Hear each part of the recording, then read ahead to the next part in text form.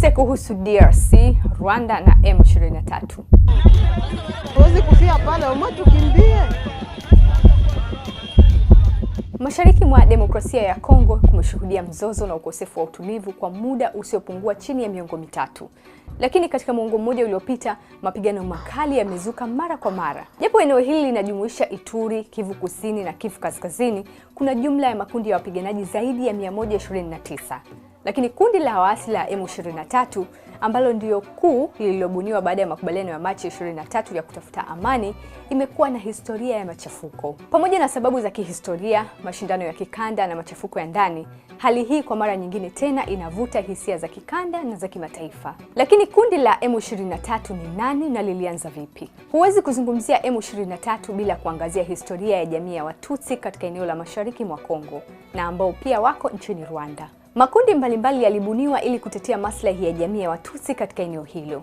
Mwaka 2006, CNDP, yani National Congress for the Defense of the People, liliundwa na viongozi Watutsi wa Kongo Mashariki. Wakiongozwa na Laurent Nkunda, CNP ililenga kuwalinda raia wa Kitutsi dhidi ya mashambulizi ya makundi ya wanamgambo wa Kihutu na kupata uwakilishi bora wa kisiasa kwa Watutsi katika serikali ya Kongo. Kuundwa kwa CNDP kwa kiasi kikubwa kulitokana na kushindwa kwa mchakato wa amani na kutozingatiwa kwa mahitaji ya usalama wa jamii ya Watutsi.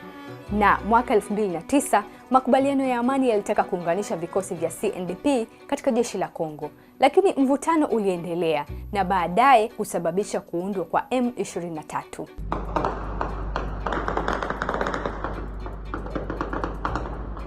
Kundi hili lilipewa jina baada ya makubaliano ya amani ya Machi 23, 2009, ambapo yaliahidi kuunganishwa kwa wapiganaji wa CNDP katika jeshi la Kongo na kutambua mrengo wao wa kisiasa. Hata hivyo, kikundi cha CNDP kilidai kuwa makubaliano hayo hayakutekelezwa na kuzaliwa kwa M23 ili kushinikiza madai yao. Sasa basi, M23 inadai kulinda jamii za Watutsi na wanaozungumza Kinyarwanda nchini DRC, na ikitaja vitisho kutoka wanamgambo wa Kihutu na kushindwa kwa serikali kulinda usalama wao.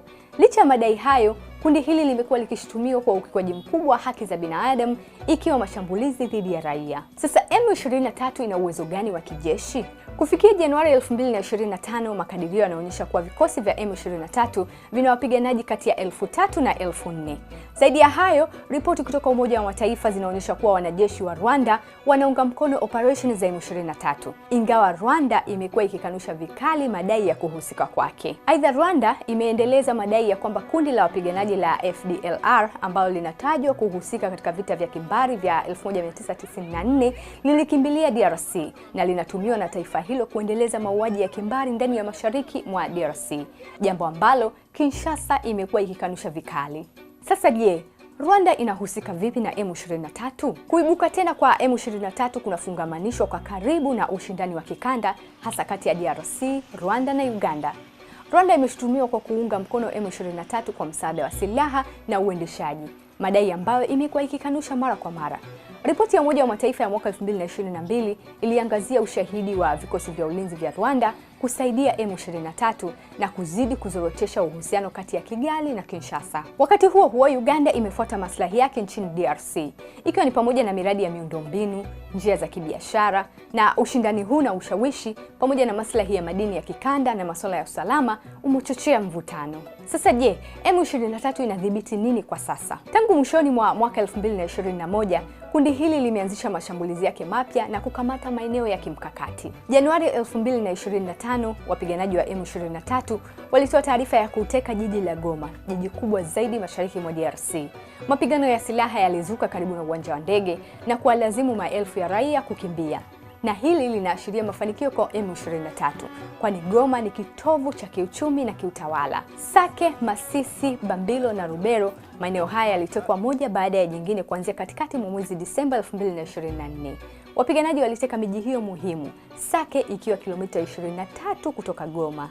Wiki chache zilizopita, M23 iliteka mji wa Minova, mji wa biashara, na kupata njia muhimu za ugavi na maeneo ya kiuchumi. Mwaka 2022, M23 ilichukua udhibiti wa maeneo kadhaa katika eneo la Rushuru, ikiwa ni pamoja na mji wa mpaka wa Bunagana na kuwawezesha kutoza ushuru haramu kwenye njia za biashara. Mafanikio haya ya kimaeneo yameimarisha msimamo wa M23 huku yakivuruga udhibiti wa kikanda. Sasa nini kilicho mbele? Kuibuka tena kwa M23 kunaangazia changamoto zilizokita mizizi mashariki mwa DRC, ikiwa ni pamoja na utawala dhaifu, migawanyiko ya kikabila na ushindani wa maslahi ya kikanda. Operesheni za kijeshi pekee zimeshindwa kuleta amani ya kudumu. Wataalamu wanahoji kuwa suluhu ya muda mrefu inahitaji kushughulikia malalamiko ya ndani na kuimarisha taasisi za serikali na kuendeleza mazungumzo kati ya DRC na majirani zake. Wakati hayo yote yakiendelea, watu wa mashariki ya Kongo wanasalia katikati ya mzozo, wakikabiliwa na kuhama, ghasia na kutokuwa na uhakika wa maisha yao ya kila siku.